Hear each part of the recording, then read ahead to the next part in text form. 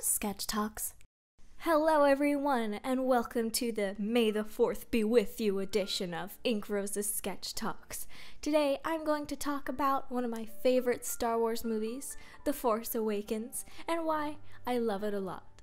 Now, this was a little bit inspired by the I Hate Everything video on why he loves The Force Awakens, but a lot of what he talked about came to what his critiques were on hype culture as a whole, fandom culture, and just the idea of what makes a very well-made movie. So in my little sketch talk, I just wanted to talk about the specific elements of The Force Awakens that I really enjoyed and why I believe it's a great movie, and I think it's just a really fun movie. So let's dive in. I first off wanted to talk about the characters. I think The Force Awakens introduces some incredibly likable characters that have easily kind of soared to the top of some of my favorite character lists in general when it comes to Star Wars. Now obviously some of the Clone Wars characters from the TV show are my absolute favorites because in TV shows it is way easier to give characters more time to develop. But in this one movie, I thought we got some very good introductions and developments of the three brand new, like Luke, Leia, and Han stand-ins. And we also got some great development for our new villain character, Kylo Ren, as well as a little bit of hints about General Hux and some Captain Phasma. And that is a common critique of the movie, is that Captain Phasma didn't get nearly enough screen time considering how much she was promoted, and yeah, I definitely agree. She's such a cool looking character. Her armor looks awesome. In general, it's very rare to see female stormtroopers, so I think she has a lot of potential. There is a new comic series about her coming out from what I've heard, but I do hope that in the new movie we get more development for her, because she does remind me a lot of a Samus Aran type character, and I hope we see more of her. General Hux seems interesting as a rather militant character who's very passionate about his cause and can get quite a bit angry. Not as angry as the main villain though, Kylo Ren, who has quite literal temper tantrums when he gets angry. I really like Kylo Ren. At first I was not sure about him, especially when I first saw him take his mask off and saw that face behind the mask. I'm sure no one was expecting something like that. There was even the game theory that thought that maybe he's actually Luke Skywalker in disguise. But Kylo Ren's arc and his backstory and his general demeanor is so different from the Sith we've seen before. What I thought was super creative when it comes to his story is that he struggles with the light side. From all of the Star Wars media I consumed, I don't particularly remember there being a dark side Sith who struggles with the light side as a temptation. Maybe he'll end up becoming a new Jedi, one of the last Jedi. We'll have to see this winter. So, BB-8 is now my favorite droid. I love K2SO, but BB-8 is adorable, absolutely adorable, and I love his design. I loved everything about him when I watched him in the theater. I think it was the practical effects they used for BB-8 were just great. Adored him. Moving on. Poe Dameron is awesome. He is cool, and I know I'm using these words a lot, it's because I really enjoyed them, okay? Poe Dameron, the pilot, Resistance pilot, he makes a pretty good stand-in for Han Solo, but while at the same time being his own character. Can't wait to see more of him, just like I can't wait to see more of Finn. Finn is my second favorite character in this movie. He was adorable. Not only was he adorable, but he was well acted. I thought John Boyega did a great job with his character. I thought his American accent was pretty good too. I had no idea that he actually had an English accent until I watched like interviews of him. I was so surprised because he sounded like completely different from his role as Finn. I thought that was pretty funny. But Finn's character is so cool, the fact that we have a stormtrooper character coming to the light side is a great idea. I would love to find out more about his backstory. I know that there's some of it in the Force Awakens novelization from what I've heard. I'll have to read that. I'm reading through A New Dawn right now, Star Wars A New Dawn, which is about Kanan and Hera. It's a great book so far. I might make a video about it once I finish it. Finn is great, but my favorite character in The Force Awakens is Rey. Rey's so cool. I really enjoy, I think her design is great. I think the Daisy Ridley was great as her. I got such a great sense of her character when I was watching the movie. I think her character introduction was one of my favorite parts of the movie by far because it was completely silent. There was no dialogue. It just showed her on her own exploring the ruins of these huge Star Destroyers, and there was these great shots with the cinematography was fantastic. Then seeing the big scale of these Star Destroyers in comparison to her was breathtaking.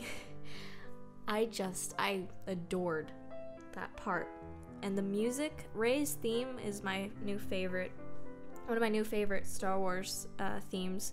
John Williams is of course a genius, we all know this, but the little tinkles, little sounds of her theme that played as she was sliding down the sandbar on her little mat to get down to her little ship. I thought that was one of the best parts because the music paired with her just sliding down the sand kind of gave off this sort of sense of she's tough, as shown by the way that she's scrounging about these Star Destroyers, but she has this innocence to her, this childlike desire just to see her family again and to have a family. She has this innocence despite the fact that she's grown up in such horrible conditions, and what adds to that concept is when we see her putting on that pilot's helmet and just looking at the sky, and you can see in that her desire to leave, but at the same time her desire to stay and try to find her family. I think that's one of the reasons why her hairstyle is the same as when she was a kid. I'm almost wondering if that's a subtle way of her just trying to remain the same as she was when she was a kid, so that if her parents do indeed come back, they'd be able to recognize her. So she kind of keeps the same clothes, she keeps the same looking hair in the hopes that she'll be recognized. I don't know if that was intended, but that's the interpretation I got out of it. I also adored the fact that she lives inside a fallen AT-AT. I don't know. The fandom says it's one of those two. I don't know which one. I just go with my gut. Rey was great. I was so surprised by the fact that they had her be the one to be the lightsaber wielder, because you know how the trailers said it would be Finn, and I was okay with that, but I was like, oh man, I hope she gets to become a Jedi too. But now that she is the one who's the Jedi, I'm also kind of hoping, man, I hope Finn becomes a Jedi too, because I want them both to be Jedi. I think that'd be awesome. Both of them being Jedi together and kicking butt, that sounds awesome. I really hope that's what ends up happening. Jedi power couple. What was really great from an artistic side with this movie was the coloring. I'm not a film major. I'm not like into filmography and that kind of thing. I have picked up a few things from YouTube videos and Tumblr posts and stuff like that, but from what I can tell, what really impressed me with the visuals of this movie was the coloring itself. I always got the sense of bright colors and just a sense of shininess and wonder from, I mean, of course that's probably part of the fact that J.J. Abrams loves to, like in the Star Trek movies, you notice that there's this bright color everywhere, and of course the lens flares kind of add to the shininess of the whole cinematic experience. But I got just a great sense of beauty and a good sense of color from the shots. I thought the cinematography was great. I especially loved that part where Kylo Ren is facing Han Solo, and as soon as the sun kind of dies out, just as Kylo Ren is kind of deciding what he's going to do with his dad, and the way the lighting is constructed shows what Kylo Ren is thinking in his mind and what ultimately wins him over in the end. Because when you first see them together, there's two different lights on Kylo Ren's face. There's the blue light, which of course represents his light side, and there's the red light, which represents his dark side.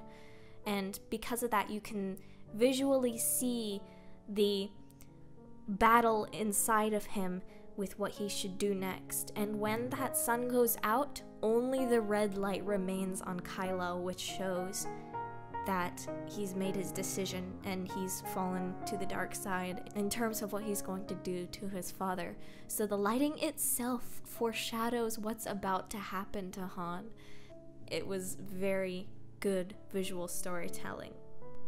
Even the lighting during the battle on Starkiller Base between Rey and Kylo Ren was beautiful.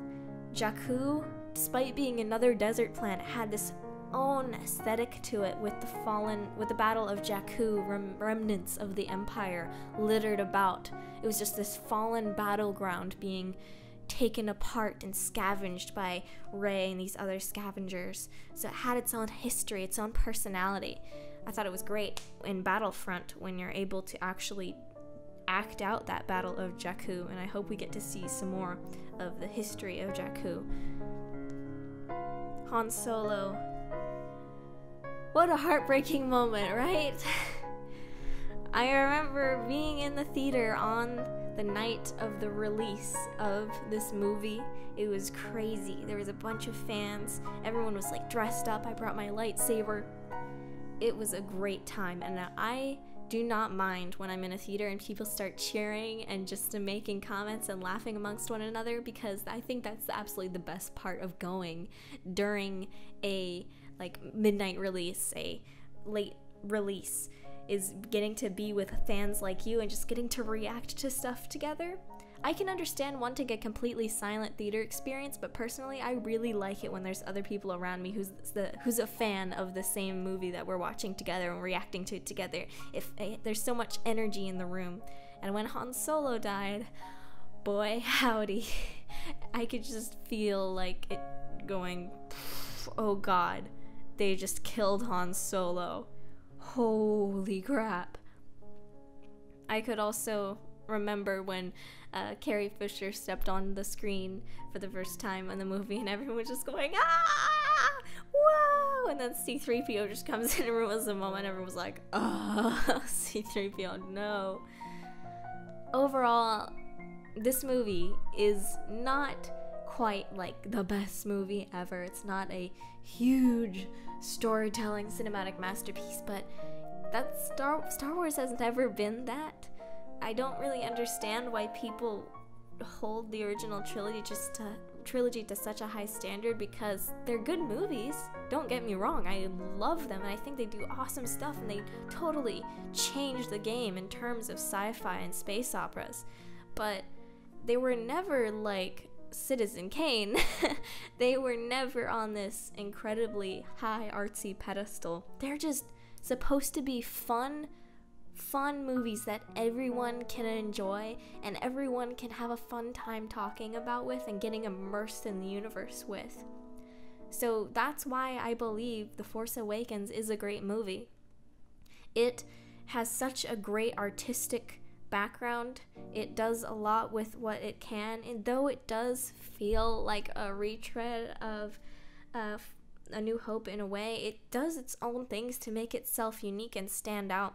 And just the technical mastery, including the practical effects, the CGI, it all came together just to have this visual masterpiece of a movie while at the same time just feeling good to watch. I felt great when I watched it, especially with some of the funny interactions with the characters, like Rey and Finn talking to each other in the Millennium Falcon is one of my favorite bits of dialogue. Just having them interact with one another, Finn trying to keep up his rebellion persona, while Rey's just trying to figure out whether or not she wants to stay in Jakku so she can potentially see her family again or fulfill her destiny as a Jedi.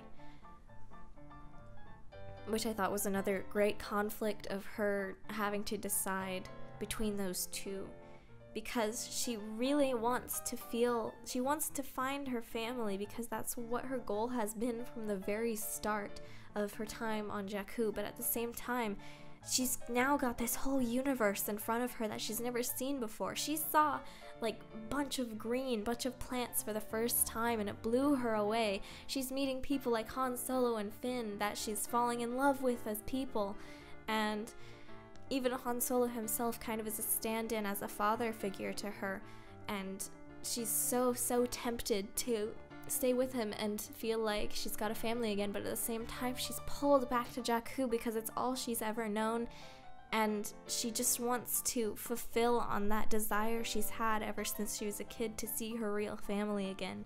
But at the same time, in her heart of hearts, she knows that's not going to happen, at least not in the way she thought it would. So that's why I like The Force Awakens. I hope this, even if you didn't like The Force Awakens, that at least this video was able to have an insight on why so many people do enjoy it. I will probably be talking more about this movie at some point, but this was just my general big points that I wanted to talk about. And happy Star Wars Day! It's great to have you with us in this celebration of all things Star Wars. I will see you all again in the next video. I'm probably going to be doing more Star Wars videos, as I said in the last one, because there's a lot to talk about. It's a big universe. I might be doing more videos on Zelda when I finally finish Breath of the Wild. Maybe some other games. I'll see you. Bye. You can now send fan mail to me here at my sort of P.O. box, but not really. And special thanks to my Patreon supporters. If you'd like to support these videos on Patreon, the link is in the description.